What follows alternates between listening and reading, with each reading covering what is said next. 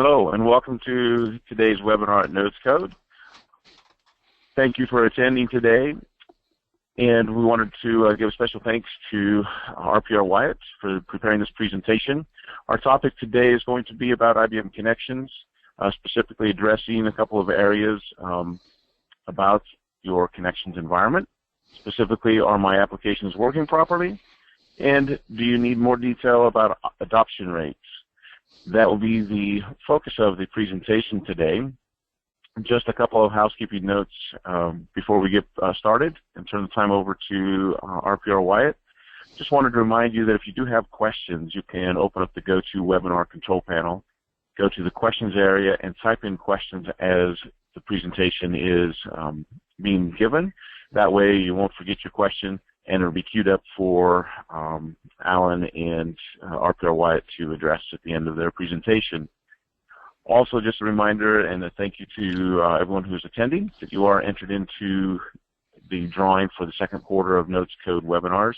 This time, or this quarter, it'll be either a $500 gift certificate to Amazon or a $500 gift certificate to the Amazon store. So it'll be your choice. Okay, before we get started here, I do have a couple of poll questions that we'd like to run. So I will pull this first poll up.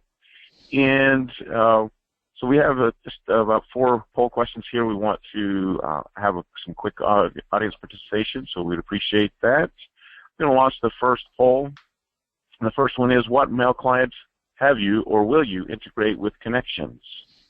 And I will display the results here in just a moment. So we're almost at half of us voting.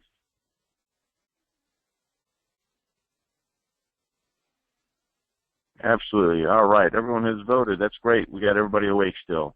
All right. I'm going to share the results of this first poll. So 88% of us still on Notes, and a few of us on Exchange. And Verse just hasn't caught on yet. All right. So there we go. Okay, I'm going to run the next poll question. How many instances of Connections do you anticipate utilizing within your environment? I hope none of the Verse product managers are on the, on the call. Yeah. I mean, it should be. Like, whoa. Yeah. Okay, here we go. We're almost everyone's voted. And I'm going to share the results of this one. And between 2 and 5 is the majority. So everyone up to 5, so nothing more than 5. Okay, great. Let me jump on to the next poll here. These are always good to have. Is application performance within Connections an area of concern for administration?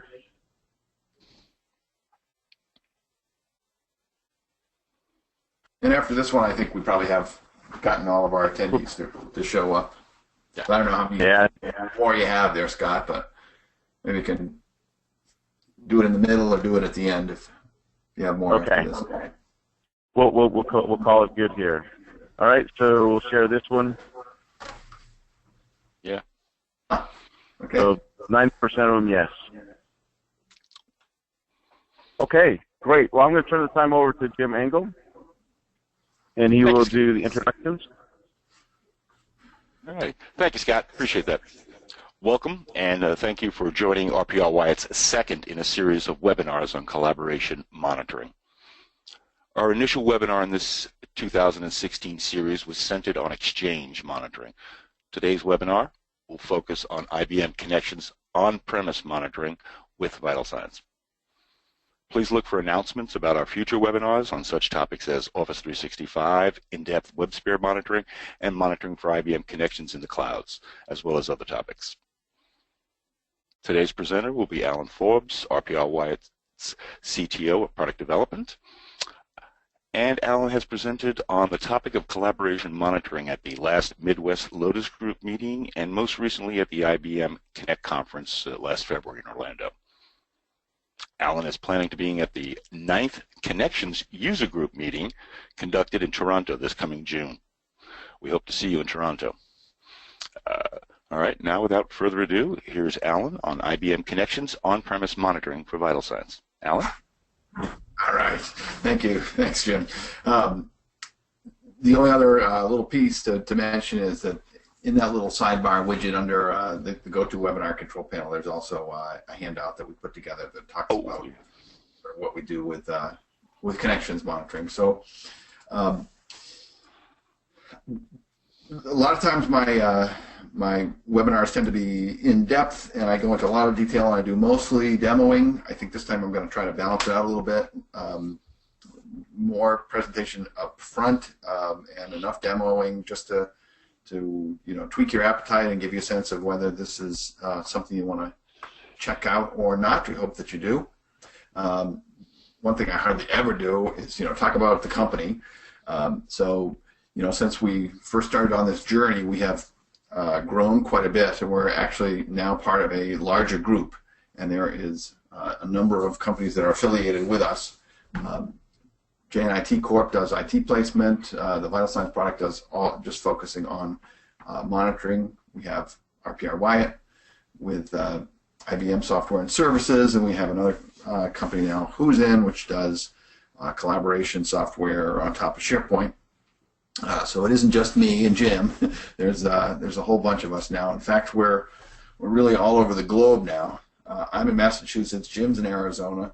Some of our developers are in New Jersey and in India, and we've got sales and support in Europe, and we have the owner of the company and all of our data center and all this, some of our support based in Texas as well. So we're definitely branching out there.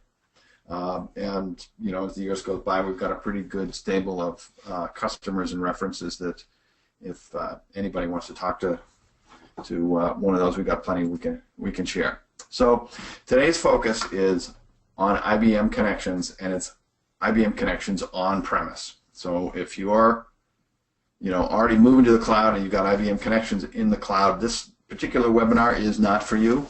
I don't want to waste anybody's time. We are working on an IBM Connections cloud solution, but that's not what I'm showing today. Today it's going to be focused exclusively on-prem. So the two big questions that people want the answer to is IBM Connections working properly? And by working properly, is it working properly right now? Like if my end users are going to click onto it and try to create a blog or create a bookmark or something, is that actually going to work? And then the other question, so that's sort of an IT question, and then you have the management question is, okay, assuming IBM Connections is working properly, everything's kosher with it, are my end users actually using it? And if they are using it, to what extent are they using it, and what communities are popular and which ones aren't, and which departments are using it? And there's all kinds of questions when you implement what is in effect a big social change into the organization. It's important to know if the thing works, but it's also important to know if people are actually using it.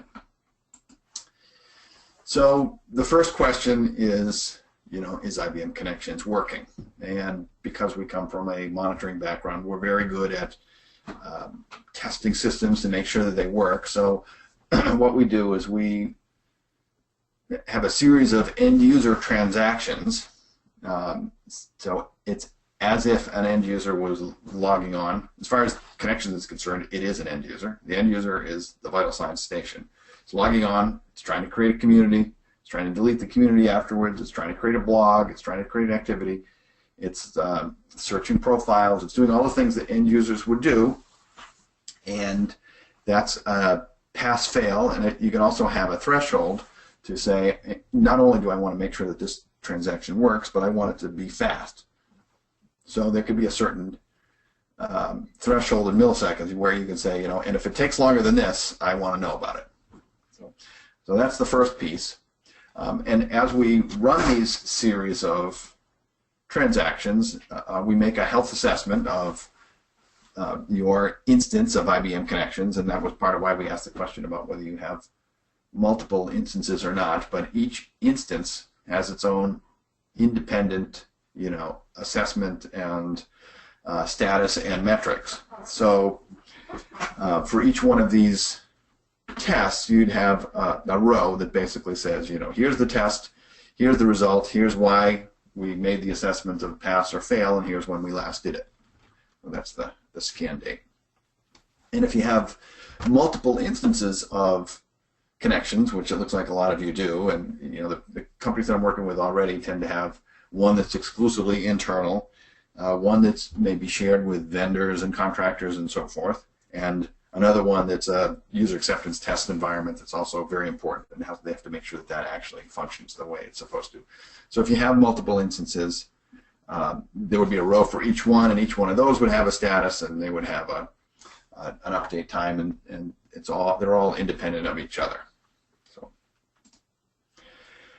the next real big question is, are end users actually using IBM Connections? So we have an IBM Connections health page, which is one of like a million health pages that VitalSigns now is able to produce in some detail, and it has all the instances of your IBM Connections at the top and their status, and then underneath it, it has the activity summary. And this is the screen that I'm going to be demoing live in just a minute.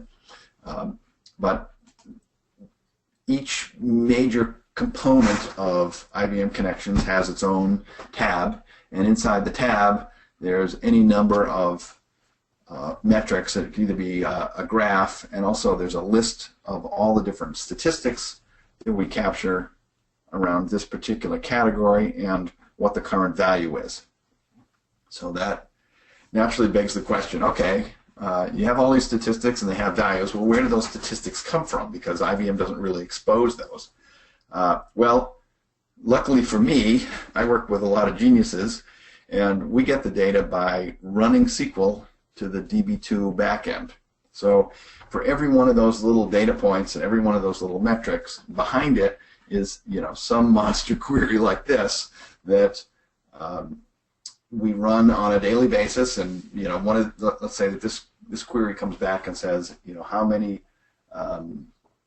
wiki were created or pages created yesterday, and it comes back, and that turns into a statistic, and then we run the next query and we get another statistic, and so forth. So we take basically this and turn it into this. So how many wikis were created, for example, on each one of those things. And it is beyond the scope of today's webinar, but we do check under the hood. So we do understand that of course Connections runs on top of WebSphere and on top of DB2. So we are able to check all of that as well, and you can give us any number of WebSphere servers, and we'll check the threads and the current heap and the free space and how many JVMs and whether they're all okay or not. We can do all that stuff too. So now for the part you've all been waiting for, the live demo time, because yes, I do like to live dangerously. Now, let me figure out how to get my browser up here. Okay, so here's the VitalSigns dashboard, and for those of you who've seen these webinars before or have used the product before, it's a browser-based dashboard. You install it on a VM in the closet somewhere, or a physical machine, and you install our software on it, and from that point forward, basically, you don't really have to actually go anywhere. You don't have to install anything on your machine. You just navigate to the URL, which is where your particular instance of VitalSigns is, and you get this nice browser-based dashboard that gives you an overview of all the different things that you've told it to monitor. So you may have any number of Active Directory servers or Domino servers or IBM Connection servers or WebSphere servers and Windows boxes and so forth, and they're all grouped into this nice little status box here. So and literally everything is clickable. So if I clicked on the word Windows here, it would show me all of my Windows servers, including the 2 that are down and the 1 that's fine. If I clicked on WebSphere, it would show me all 10 WebSphere servers. If I clicked on the 18 instead of on the word Domino, it would show me just the Domino servers with issues. So But if you really want the big picture, you just look up here, and what you see here is of all of my universal servers, there's 15 which have absolutely no issues at all, 25 which are not responding. Of course, this is not this is not our real environment. We don't have that many servers that are dead. This is we've got devices configured to not respond because that makes it interesting, and we also have any number of server issues. So if you were looking for the big picture, you could click on 23 and you get all the issues regardless of whether they're scattered around the different server types, or you can drill down for a specific thing. Now we also have built into the dashboard any number of server health pages.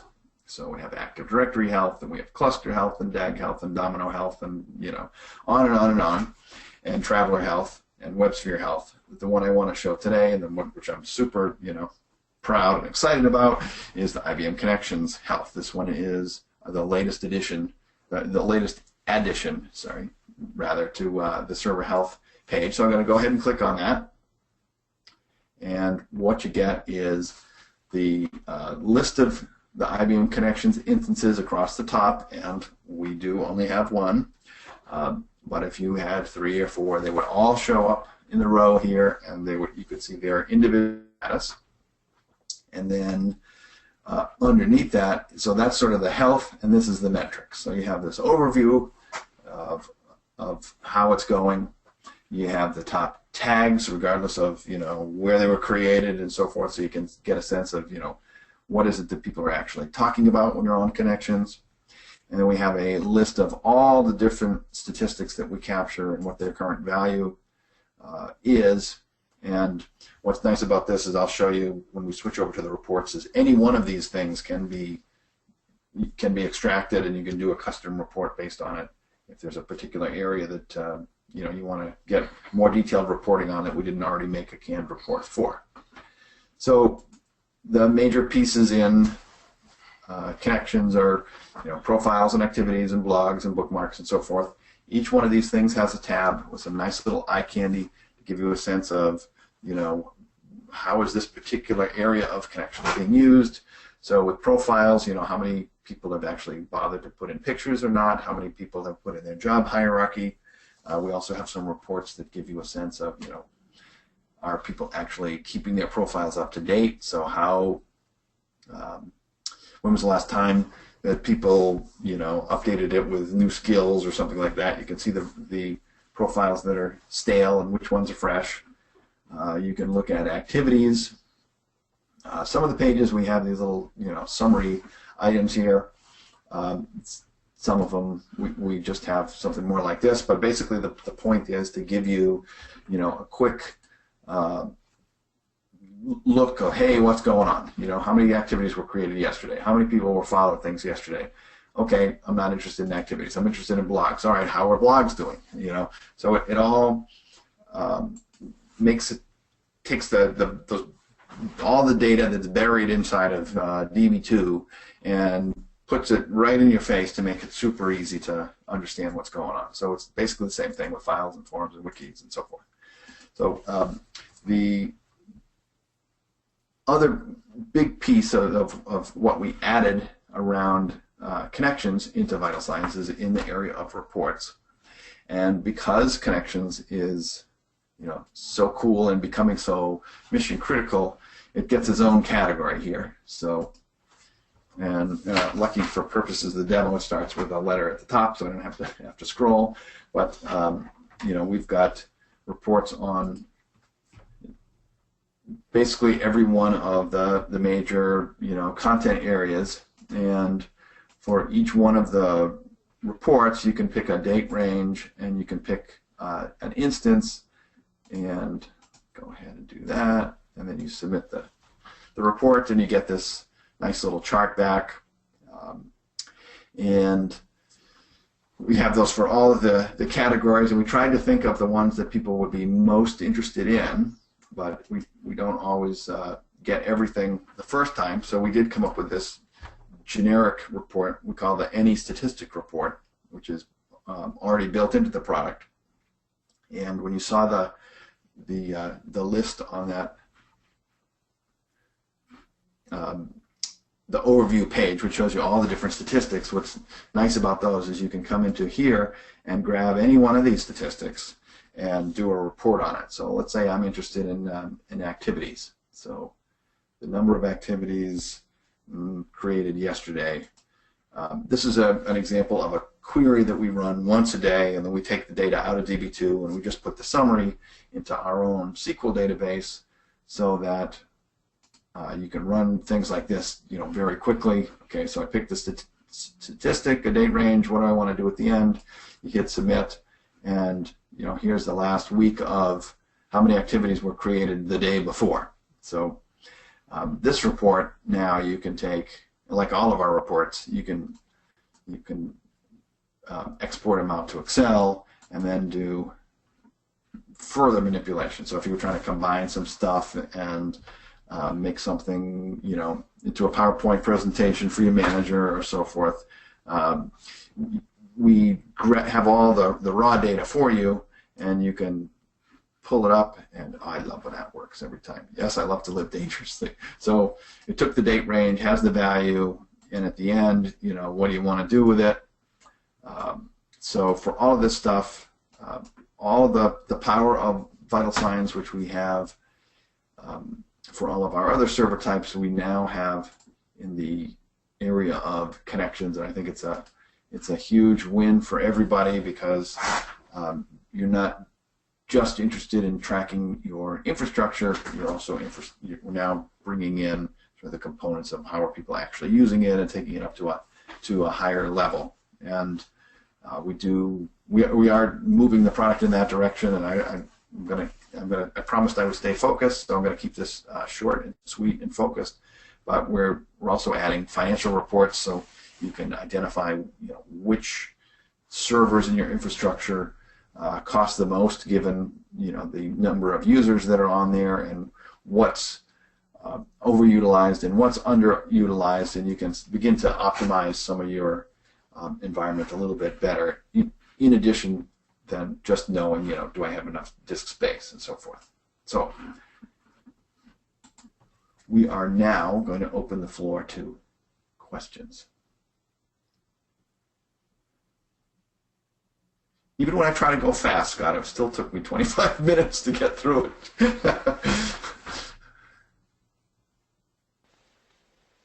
Scott, are you there? Okay, now I'm back on with the audio. So sorry about that. The mute button wouldn't work. That's okay. All right, so we have some questions coming in. All right. First question is, can it be used to report on Java core dumps for a particular module? And I'm going. Java core dumps on a particular module. I don't know the answer to that. Joe, you might be the best one to answer that. I know you're out there. We probably have the data. I don't know that we expose it. You want to take that question? Yes. Hey, everyone, and thanks, Alan, for the good presentation. The Java core dumps, yes, definitely we have access to them, but we are not analyzing those yet or giving any instances of having the Java code generated or whatsoever at this point of time. But we can capture those because we do have access to the WebSphere instances, and yes, we can capture those. So, and we do have a lot of WebSphere experts in-house at this point. So if that's something that, whoever asks the question, if that's something you're struggling with, we'd love to help you with it and maybe, learn more, put it in the product. I don't know if that's a WebSphere question or that's a connections question or how that fits in, but yeah. So as far as the WebSphere instances, we do monitor how it is doing, what is the response times, the web response times. We have the heap analyzations, how much is it allocated, and how far it's coming. And any of those instances down, report that, oh, this particular instance is down, alerts about that. So we have all all of those instances and what is the current and memory and how long it's been up. Are there any hung threads if we do them? And the Java core, yes, if it is generated, we can get the instance of when it was generated.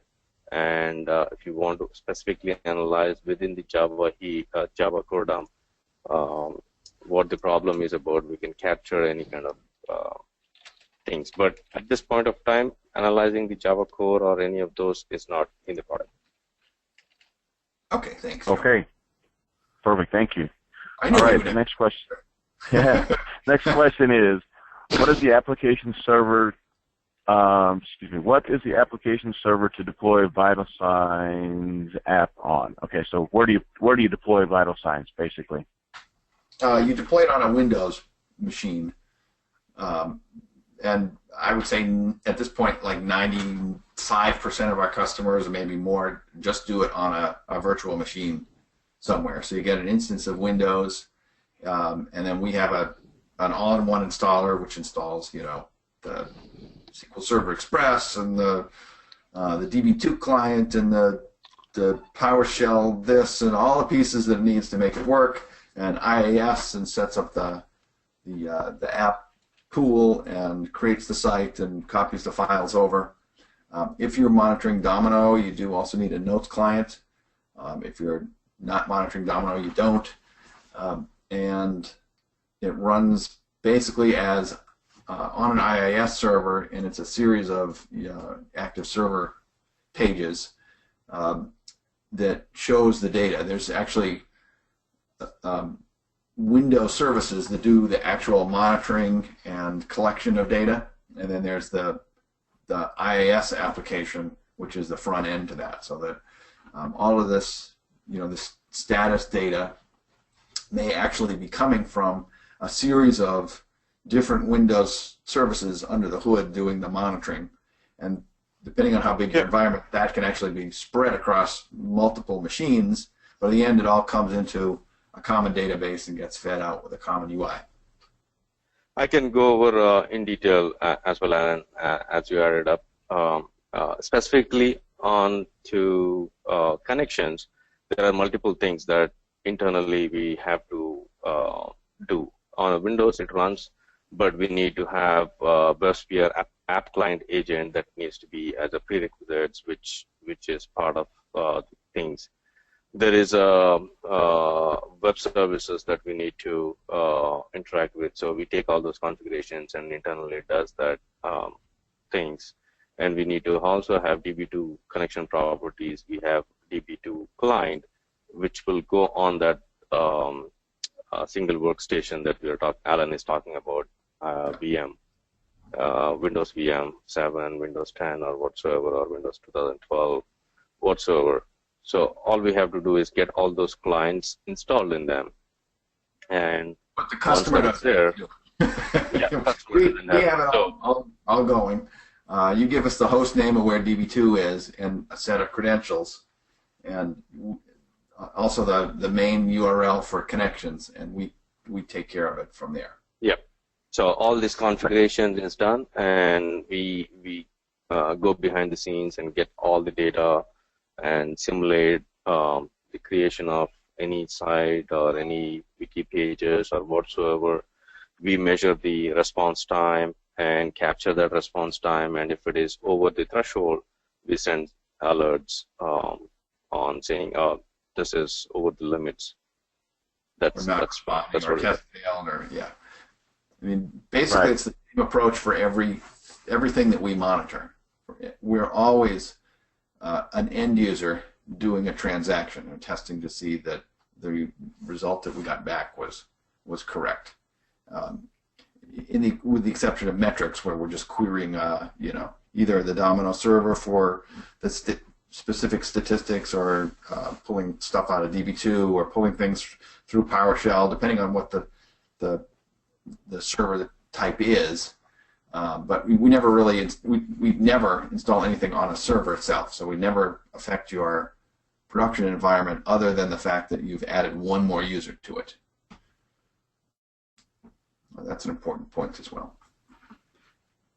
All right, brilliant. All right, next question. Does the VitalSigns application collect the data across systems and put it on its own DB for its analysis? And yes. Kind of address that. Yes. Yeah, actually I understand the question. So we have our own data store, which comes bundled with Microsoft SQL Server Express, although if you want to, and you have a big enough environment, you can use an existing production SQL Server database that somebody already manages if you want to have backups and failover and all that good stuff. As we monitor the various servers and say, are you okay, are you okay, are you okay, are you okay, we're also asking questions like, how much memory do you have? What's your CPU? How many users do you have? And all that data gets written into the SQL database, and then at the end of the day, it gets consolidated into summary stats, and then that's how we end up with, this collection of reports that people can pull up, so we can do, response times and graphs and availability and usage monitoring. All that good stuff comes from our own database. We aren't going back to the underlying server at the time of the request for the report. Okay, great. Can VitalSigns questions today? Nice engaged audience. I like this. Yep, good ones. Good. Can any cloud apps installed with connections be monitored as well? Yes. Cloud apps, you also have the choice of putting them on the dashboard in their own level here, or you can just treat them as anything else. Basically what we do with cloud apps is we treat them like a URL. So we do either a regular HTTP or an HTTPS request, and we see what the response comes back from the server, and we parse out the HTML looking for specific strings. So like if you were trying to make sure that your internal Jira application was up, you can query that server and get, that if it is available, it will have some sort of message like, welcome to Jira, or you have so many tickets, or whatever the app is, whether it's a cloud app like Salesforce or anything. We can connect to it, even if it's behind a set of credentials of username and password. We can submit the password, and then we can see what data comes back, and we can alert you if a specific message is not found, or alternatively we can say if a particular word is there, that can trigger an alert. So sometimes with particular apps, you know that it's working when you see a certain message, and you also know that it's not working if you see another message. So we can track both of those instances, and we do also track the performance time of that, so you can get graphs of what time of the day does the cloud app the most responsible and responsive, and when is it the least responsive. So there aren't a whole lot of specific tests that you do for a cloud app like you do with on-prem in terms of disks or memory or so forth. But we also have done on more of a custom basis for customers that depending on what the app is, we can also do specific end user transactions against the app. So, but that's another level of monitoring that we would have to get into with a specific situation. Okay, brilliant. A couple more questions in the queue. Does VitalSigns also use SSH, and does it support monitoring servers deployed on Linux or AIX?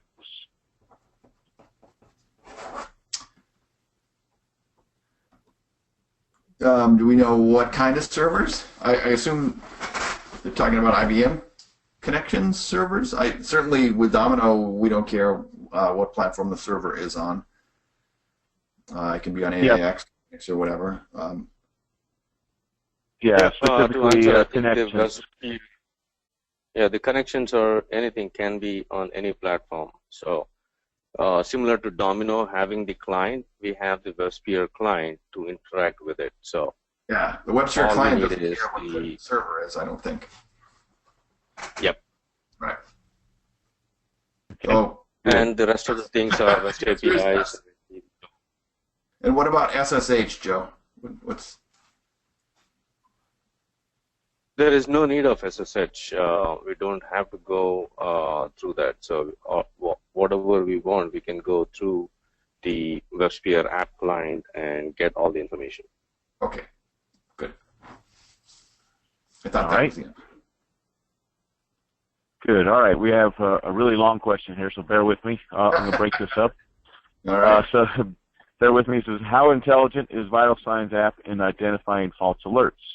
For instance, there could be a scenario where the connectivity might have been broken between the monitoring tool and the application server, but the monitoring tool might treat that as an outage and send out alerts. How does VitalSigns handle these scenarios? That's a great question. That's one of the areas I think where a mature product stands out from a new one. So there's a number of ways that we address that, and let me show two ways. The first of is in the profile of the server itself, and this one we first implemented for Domino servers because some of our one of our customers in particular, World Vision, has servers all over the world, including in rural Africa where there's not really very good connectivity. So the issue was, I don't want to be alerted just because the thing doesn't respond, because that's actually fairly normal. However, if it goes like 5 times in a row or something, then I do want to hear about it. So at the server level, you have a threshold where you can say, for this particular server, don't tell me about it unless it gets a certain number of failures in a row. And we also have it at the level of defining your actual alerts. So we came up with this notion of a recurring alert. So the easiest way to explain it is around CPU. So sometimes a server has a CPU spike, that's not necessarily indicative of a problem. It's indicative of some active user that did something with it. So or a temporary spike, and then the thing goes back down. So what you would not want is to get an alert saying, hey, on server ABC, the CPU went to 80%. And then a minute later, it checks the server again, and the CPU is back down to the normal 5%. So it sends out an alert that says, hey, that CPU alert, that cleared. And then 10 minutes later, it happens again, and around and around. So there's a way to set a smart threshold that says, for these certain types of alerts, depending on, and for each server type, so let's say it's Active Directory. That regularly gets CPU spikes because when people do queries, it goes up and then it goes back down, and that's perfectly fine.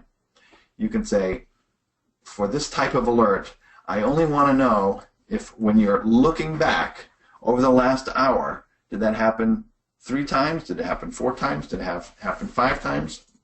And you set the number of recurrences that you want as a sort of a general baseline, and then with the specific servers, as you're subscribing to event notifications, you can say, I want to hear about it, or I want to hear about it if it passes the recurring threshold that I said about earlier. So it is actually quite smart about that, and it also gives you the option of saying, I want to hear about certain events during the day, and I want to hear about a smaller subset, perhaps, in the night. And during the day, it's perfectly okay to email me.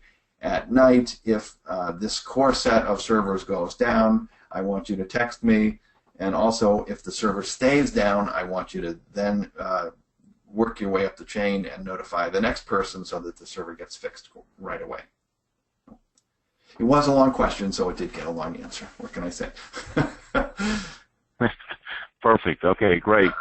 No, that's good. And the attendee who's asking these questions is very appreciative of your patience with the long questions and the great answers.